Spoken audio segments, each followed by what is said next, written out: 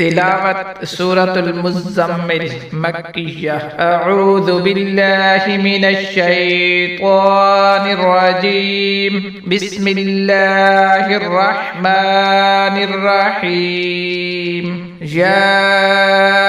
أيها المزمل قم الليل إلا قليلا نصفه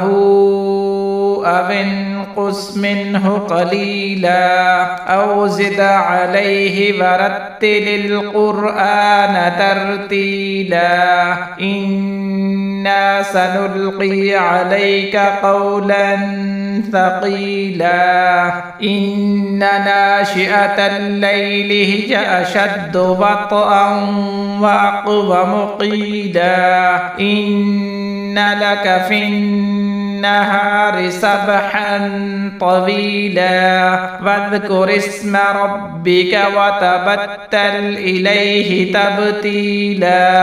رب المشرق والمغرب لا إله إلا هو فاتخذه وكيلا واصبر على ما يقولون واهجرهم هجرا جميلا وذرني والمكذبين أولي النعمة ومهلهم قليلا إن لدينا أنكالا وجحيما وطعاما ذا غصة وعذابا أليما يوم ترجف الأرض والجبال وكانت الجبال كثيبا مهيلا إنا أرسلنا إليكم رسولا شاهدا عليكم كما أرسلنا إلى فرعون رسولا فعصى فرعون الرسول فأخذناه أخذا وبيلا فكيف تتقون إن كفرتم يوما يجعل البلدان شيبا السماء منفطر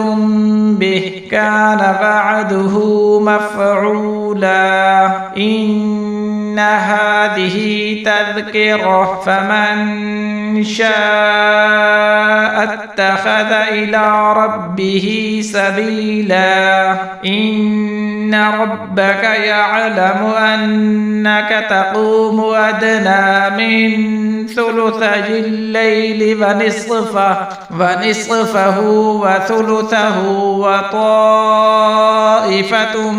من الذين معك والله يقدر الليل والنهار علم أن لن تحصوه فتاب عليكم فاقرؤوا ما تيسر من القرآن علم أن سيكون منكم